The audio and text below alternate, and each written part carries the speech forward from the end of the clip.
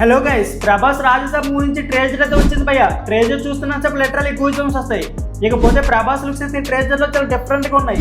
కలికి అలాగే సలార్ లాంటి భారీ యాక్షన్ మూవీ తర్వాత ఒక కామెడీ అలాగే రొమాంటిక్ మూవీ తీయడం అంటే అది మామూలు సింగ్ కాదు. ఇది ఒక కంప్లీట్ డిఫరెంట్ జోనర్. ఇకపోతే హర్రర్ జోనర్ లో ప్రభాస్ ఇప్పటి వరకు ఒక్క మూవీ కూడా చేయలేదు. ట్రేజర్ లో అయితే మంచి మంచి కొత్త ఎలిమెంట్స్, అంతేకాకుండా CGI వర్క్ అయితే నెక్స్ట్ లెవెల్ లో ఉంది. VFX గురించి ప్రత్యేకంగా చెప్పుకోవాల్సిన అవసరం లేదు. ఇకపోతే కాస్టింగ్ కూడా చాలా బాగా యాక్ట్ చేశారు. ట్రేజర్ కటింగ్ మాత్రం నెక్స్ట్ లెవెల్ లో ఉంది. మారుతి అయితే తన మార్క్ ని మళ్ళీ చూపించబోతున్నాడు అని క్లియర్ గా తెలుస్తుంది. ఇక ప్రభాస్ కి మళ్ళీ సూపర్ డూపర్ అయితే ఛాన్స్ అయితే ఉంది. ఈ మూవీతో ఖచ్చితంగా ప్రభాస్ అయితే 500 నుంచి 700 కోట్ల మీద ఖచ్చితంగా వసూలు చేసే ఛాన్స్ అయితే ఉంది.